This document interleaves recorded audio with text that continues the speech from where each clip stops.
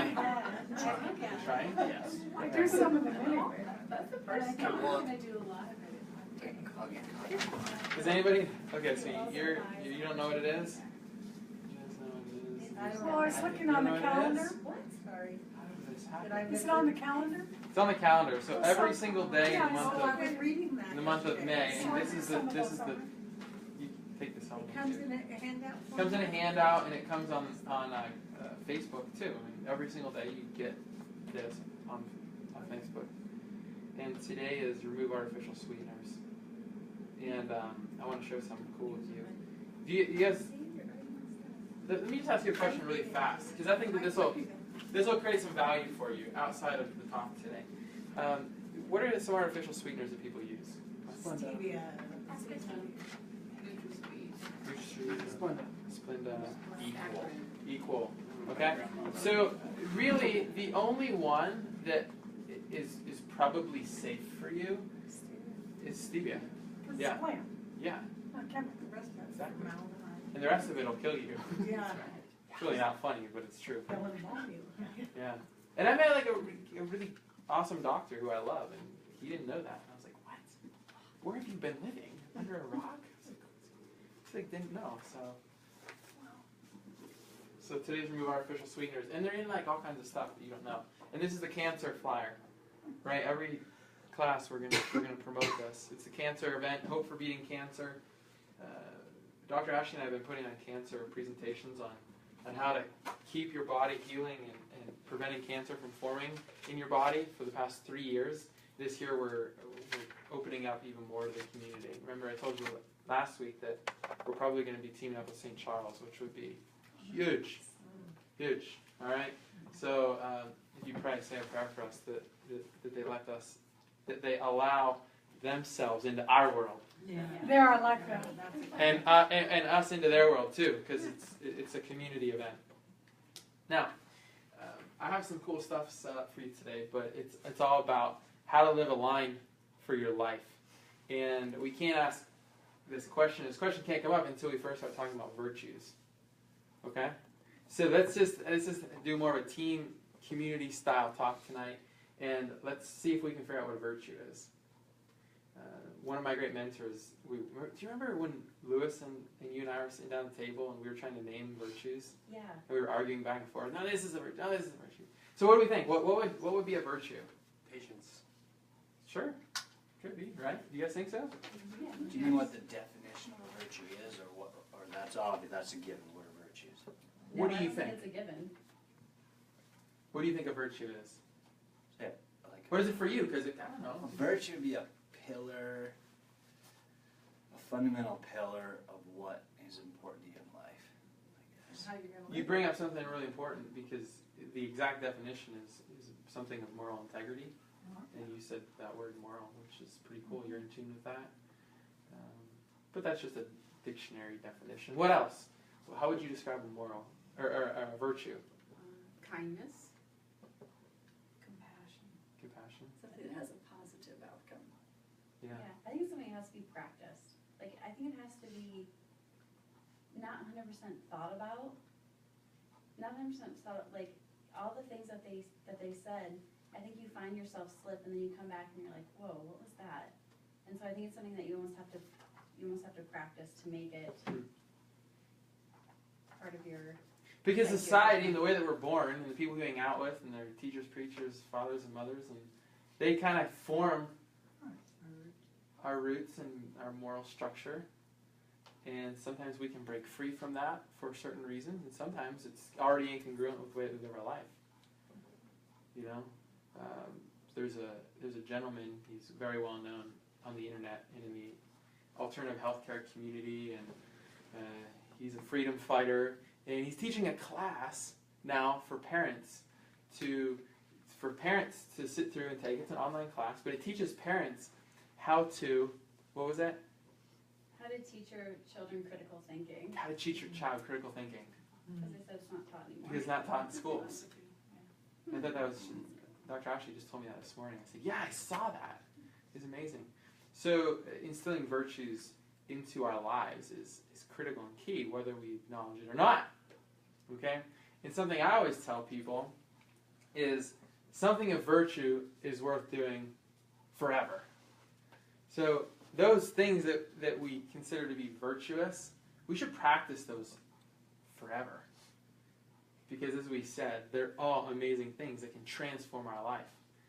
And when I think about doing virtuous things, I think about kissing my wife in the morning before I leave for work, and showing love to the people that I care the most about, and my patients. I tell my patients sometimes, I say, I love you guys. And I don't mean that in a weird, awkward way. It's just me. I have an opportunity to connect with you of something of great, deep value and virtue. And that is you giving me the opportunity to come into your life and dance with your innate. That's how I feel an adjustment is. And when you open up your innate for me to come in and do my dance in there and clear out the areas that are locked, that have been neglected for a period of time, something magic can happen. And something magic will happen. And I say, it's not probable. You're taking something that you didn't know practical and you're turning it into something probable, and it's definitive. It's going to happen. Right? So something of virtue is worth doing absolutely for life. You can see, I don't know, I think you gave this talk once. Yeah. Yeah. Well, And who took this picture? I did. You took the picture. I thought maybe Brent took the No, picture. I took it. No. She takes good photos. Thank you. This was from a very expensive camera, too. No. Top of the notch It's from my iPhone. iPhone. Is that hashtag filter? That's Look hashtag no look filter. how long your head is. It's because I was going too fast when I was panoramic. I went too fast and made your head long. That's beautiful. Alien head. Okay, so we kind of covered some of these things, but it's discipline. Dr. Asher said discipline, and if we're disciplined to things that are of high moral value and standard to us, we can incorporate those for our entire life, and we can be happier and healthier because of it. Creativity, trust, gratitude, service. You get down to a certain point, and then you go, I can't think of any other virtues. And compassion, and you go, well, they're all pretty much the same, because they all funnel down into one thing. You take all these great words and all these magical phrases and things that we live our life by, and everything is up there, and you think, oh, this is great, this is great, this is great, this is great, and everything funnels down, and you go, boom, this is how I live my life. Cool? This is how I live a life, because I choose to live my life this way, because I want to live a life full of virtues. And anything worth doing is something worth doing for life because of the virtues that it brings us. All right? Now, there's other things in life that are virtuous besides getting adjusted. And you guys know where I'm going with this. Because I'm going to talk to you about health tonight. And your health is a virtue. And it should be guided and protected and loved and served every single day. And we get ourselves into a deep pile of doo-doo when we forget that. Because our soul and our innate is embedded within this structure right here. And we're more free space than we are mass. You guys know that, right? And we're more bacteria than we are even human cells. You guys know that? There's more bacteria living on our surfaces and inside of us than there are human cells. So we're more bacteria than human. It's fact. And there's more empty space than there is solid space here. And there's something magical that lives within inside of us, and that's our soul, all right, as we say, our innate. And forget that, and we end up in a place that we don't want to be. And you might spend the rest of your life trying to remember that or gain it back. Yeah. So healthy eating and exercising, and then we bring in these other things like, flossing your teeth. That's kind of virtuous, isn't it? Because you're protecting something of high value to you. Are you not? The reality is that more people value how their teeth look than how their spine looks. Why? Because you can't see your spine. You can't see the very structure that supports and regulates all function of every single thought, every single emotion, every single cellular activity that governs every single aspect of your life. You can't see it. And you know what? You can't feel it all the times either. But flossing your teeth is kind of virtuous. And it'll get you some dates. And I'm going to throw in something cool. I met a doctor this weekend who developed the first probiotic toothpaste. And I'm so transformed by this toothpaste that I'm going to have it here, and you can buy it from me. And it's not, just because I want it here and there's no other place you can get it. It's a probiotic toothpaste that You know, you guys know what Listerine is. What's Listerine designed to do? Kill Kill germs. And we look at it and we go, why would we want to, if we're more bacteria than we are human, why would we want a sterile environment in our mouth? Because it would make an awfully susceptible environment for bad things to show up. And this dentist, finally, they're getting it right. Do you have a question? Talk about artificial sweeteners. I think that's like the one place where a lot of people get it is their toothpaste. You're so right. That's it. You're 100% right. Some toothpastes have xylitol, which is an artificial sweetener that Right. nobody brought up. And xylitol is actually not so good for us, turned out. Yeah. All right. Yeah, thanks for bringing it up. Amen to that. So as soon as I can get this stuff, I'll bring it in and you guys can all try it. And also, I'm getting off topic, but that's a tube of toothpaste. Certain name brands of toothpaste have enough fluoride in it to kill 2 infants under the age of 2. Because fluoride is a known neurotoxin. It's now regulated by the FDA. And it's a neurotoxin, right? And 2 infants can die if they squirt a whole tube of toothpaste down their throat. And this probiotic toothpaste is so good for you. You're actually supposed to swallow it because it creates a microbiome with your body. So we can talk about that sometime, and that's really cool. Just like this plant right here, if we forget to feed it and we forget to give it sunlight and we forget to water it, what is going to happen to it? What's the obvious? It's going to die. But the cool thing about plants is, and you've heard us talk about this before, is that if you go on vacation and you come home and your plants are dead, what's the first thing that you're going to do? Water. Right? Oh my gosh, I hope it can make it. I'll give it some water. And then if it still isn't growing, what's the next thing you might do if you had your blinds closed? Put in the sun. Put in the sun. And then at the very end, your Hail Mary might need some what? Yeah, it might need some nutrition because maybe the soil is depleted. But probably not because it was growing before. And it's so simple how to rejuvenate a plant. And we make it so complicated for ourselves. Because when we get sick, what's the first question? And maybe not everyone in this room. What's the first question people ask? When am I gonna get better? What can I take? What can I take? Right? And I'm not saying that is not an option, because that surely is an option. Sometimes it'll save your life. However, we take a plant and we take a human and we mix it up. We get our virtues screwed up. And the first thing that we should be thinking to ourselves is if we're sick is, what's going on? Am I balanced? Is my nervous system working? Is there dysregulation in my body? Have I taken care of myself? Where's the disconnect? Not, oh my gosh, what can I take? It should be, what's really happening? What's the critical analysis of how my body's dysfunctioned right now? And to take it one step further, let's go into the animal kingdom, so we're not comparing apples to oranges. If you walk in the door and you go, hi honey, and you give your spouse a hug and a kiss, and the dog looks at you, and you go to greet your dog, and your dog goes, blah, and throws up right on your feet, and your husband or wife is standing in the kitchen, what's the first thing you're gonna look at your husband and wife, and you're gonna go, honey, what did you? Yeah. You guys nailed it, honey. What did you feed him? And I didn't give it anything. Okay, I didn't give it anything. Now, when your kid throws up, why do we not ask the same question? What did you feed him? Right? We think, oh my gosh, they have the flu.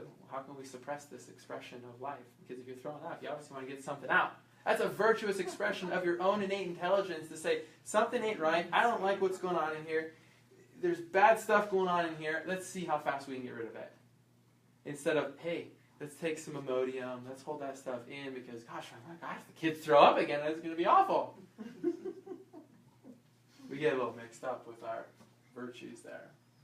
So let's profile each other for a minute here, okay? So if someone chooses risky behavior, they are more likely than not to prevent both.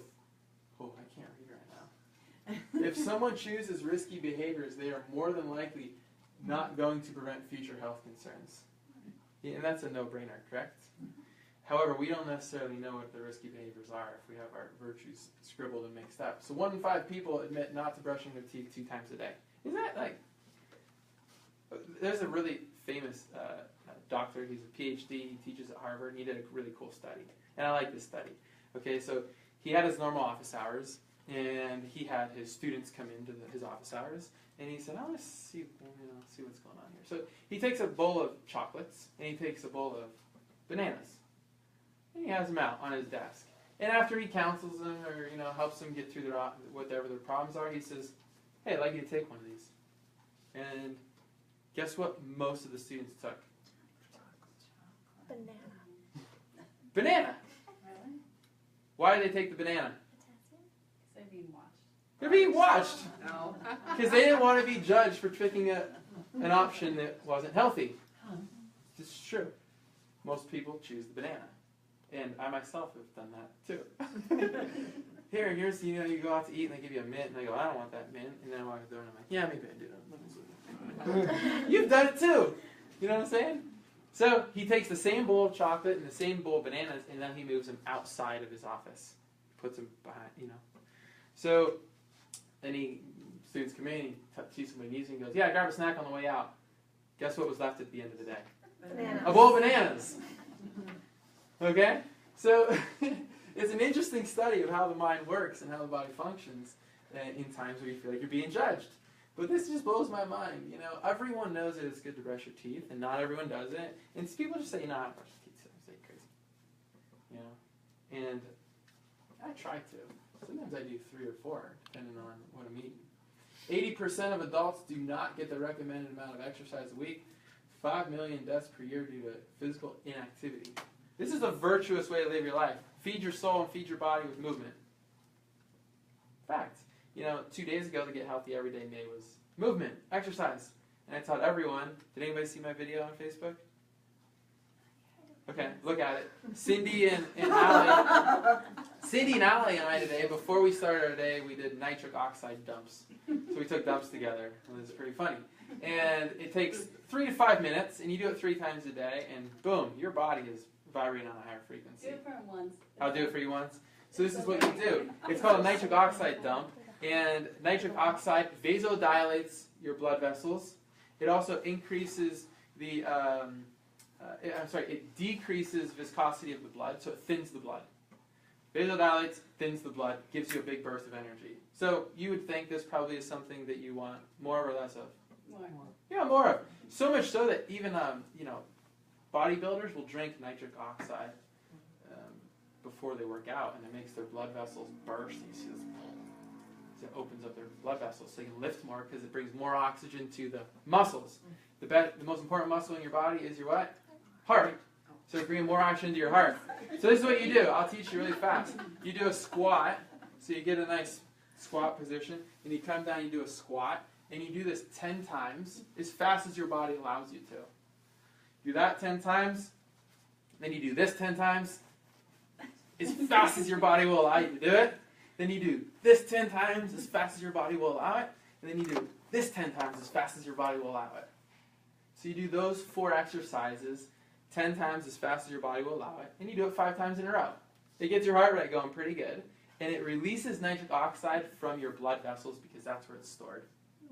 And it dumps it. It goes boom, and dumps it all into your blood. And afterward, you stand here, and I did it with the team this morning. You stand here, and your fingers are tingling. And so you feel that? That's the nitric oxide dumping into your blood. So you do that 3 times a day. And if you really want to take it up to the next level, I was telling the girls about this guy that I met over the weekend. Super famous guy. He does piss squats, he calls it. So every time he goes to the bathroom and goes pee, he does 15 squats. Which is funny in the story, right? You stand up from the dinner table and you come back and you're breathing all heavy. You go, what the heck? What are you doing? Doing piss squats. Okay? So that's just something easy, and it takes you 5 minutes to do. 14% of people don't wear a seatbelt. Like 3 decades ago, there weren't even car seats. So as we become more intelligent, we make more intelligent decisions. If I was driving down the road and got pulled over and she wasn't in a car seat, I'd have a freeway pass to jail. And my mom never had. She's like, "Can we have car seats?" My grandma used to breastfeed me on the way home from Meadville. Right? So it's like, as we become more intelligent, we make more virtuous and valuable decisions for ourselves. In Iowa, Dr. Ashley's home state, 1/3 of Iowans use chiropractic care as a regular form of health care.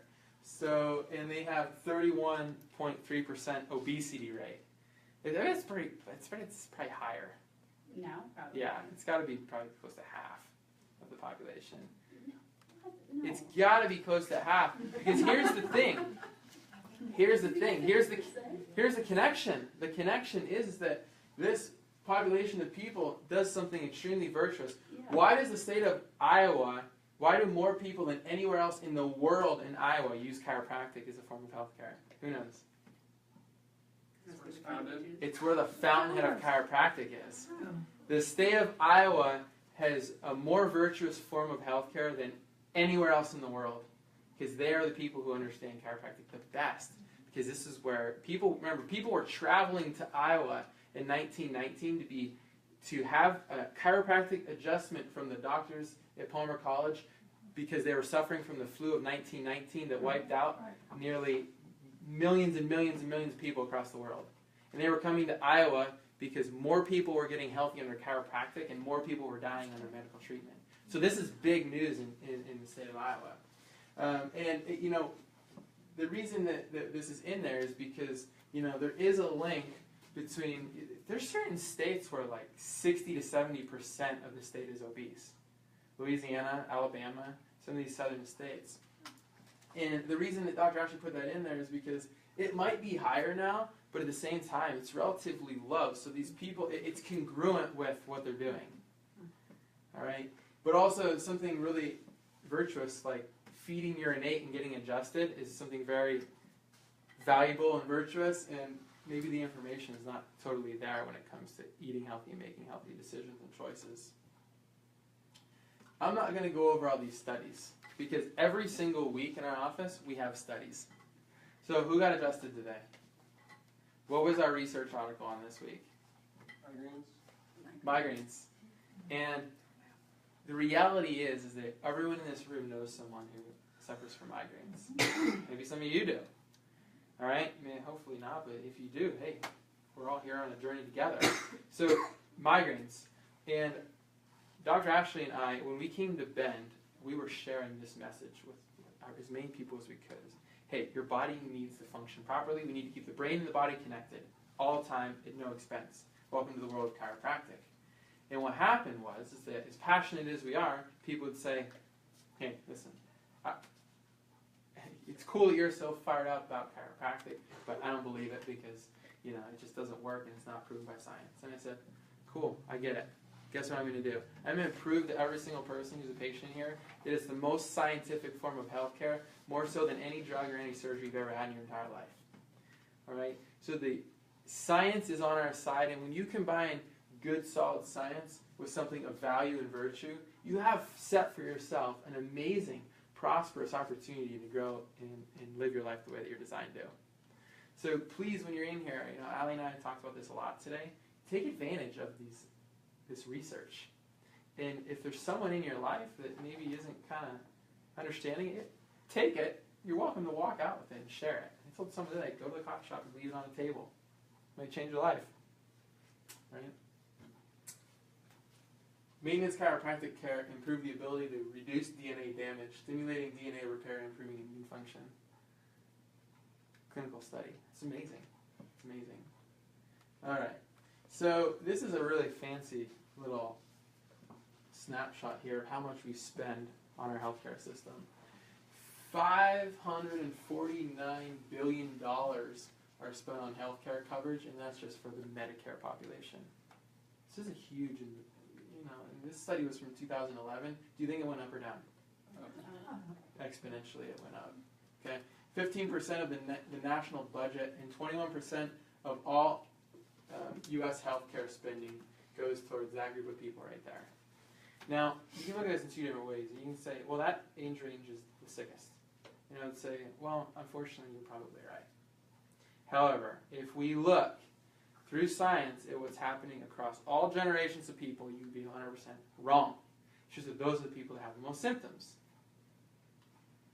Now, what we've identified here is that the reason that cost is so high is because people wait their whole life till they get to a certain point, and then they go into crisis mode.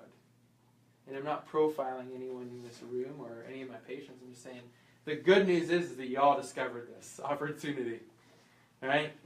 The not so good news is that a ton of people you know are going to wait until they get to that point, and then it's going to be a long, slow, degenerative breakdown. And it doesn't have to be like that, because I already told you the studies support everything that we're doing here. Medicare patients under maintenance chiropractic care, so 1 to 5 years. I tell my patients this is not about weeks or months, this is about years.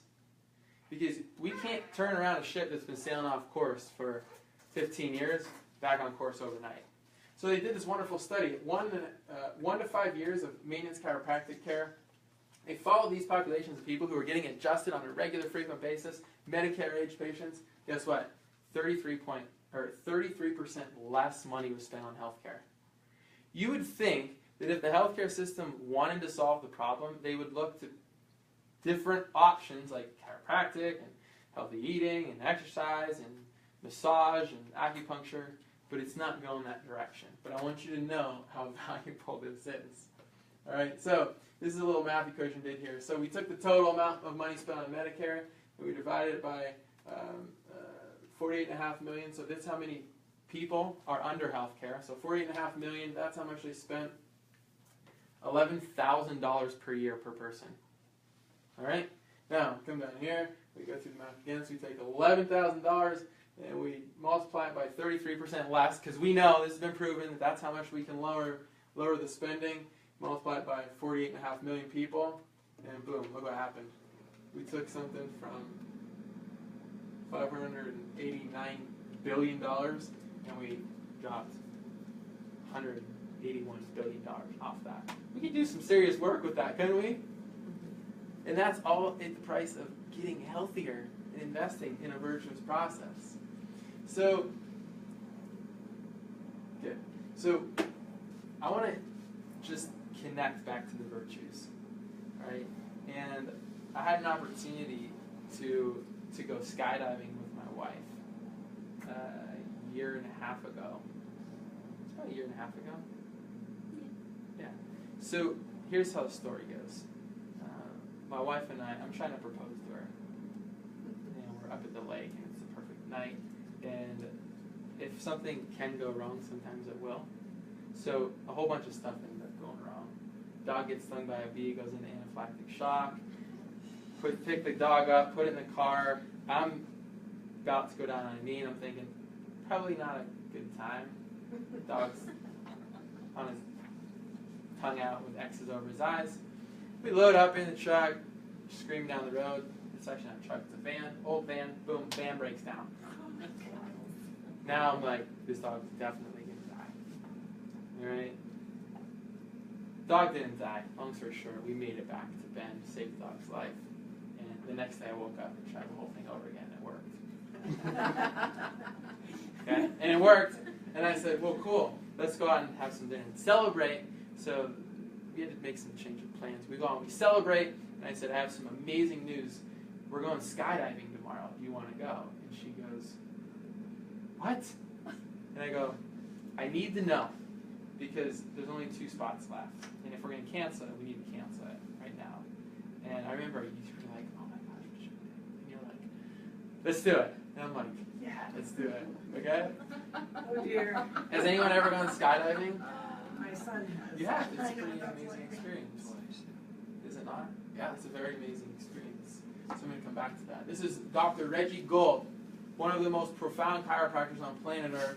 And I want to read you this quote that he said just before he passed. So this is 2 years ago he passed. He said, we must never lose sight of the fact that chiropractors do not treat disease. Not any disease. Our practice is limited to the location and correction of vertebral subluxations for the restoration and maintenance of integrity of the nervous system. This is necessary for every man, woman, and child from the moment of birth to the moment of death, without regard to whatever disease may or may not be present. The dentist fills cavities without regard to whether or not the patient has gallstones, ingrown toenails, cancer of the pancreas. We must correct vertebral subluxations with the same impartiality and not get lured into the trap of treating disease. I bring this up to you because when you're here, you're investing in a virtuous process, keeping your brain and body connected. And I do a really good job of helping you with that, and so does Dr. Ashley. And this process of restoring your body's innate inborn expression of life is something that you will work at your entire life. And little Indy over here, she gets checked all the time to make sure that she's free, clear, and connected. And that's the reality of how I want you to experience this journey that you've dedicated yourself to. The way that I want to end this, maybe some of you have seen this, and this is really awesome.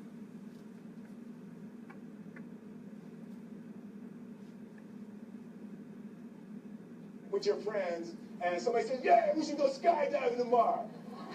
And you go, yeah, we'll go skydiving tomorrow. Yeah, yeah, and you go, yeah, and everybody goes, yeah. So then that night you're laying in your bed and you just keep, and you're terrified. You keep imagining over and over again jumping out of an airplane. You can't figure out why you would do that. You wake up the next day and you go, down and you say where you were going to meet and everybody's there. So you get in the van and you're like, oh my God, oh my God. And your stomach is terrible. You can't eat and everything, but you don't want to be the only punk who doesn't jump out of this airplane. So you fly and you go up, you go up, you go up, you go up to 14,000 feet, and somebody opens the door, and in that moment you realize you've never been in a freaking airplane with the door open, and you're looking out down to death. And they say, on 3, and they say, 1, 2, and he pushes you on 2 because people grab on 3. And you go, and you fall out of the airplane, and in 1 second, you realize that it's the most blissful experience of your life. You're flying. There's 0 fear. You realize that the point of maximum danger is the point of minimum fear. It's bliss. Why were you scared in your bed the night before? What do you need that fear for?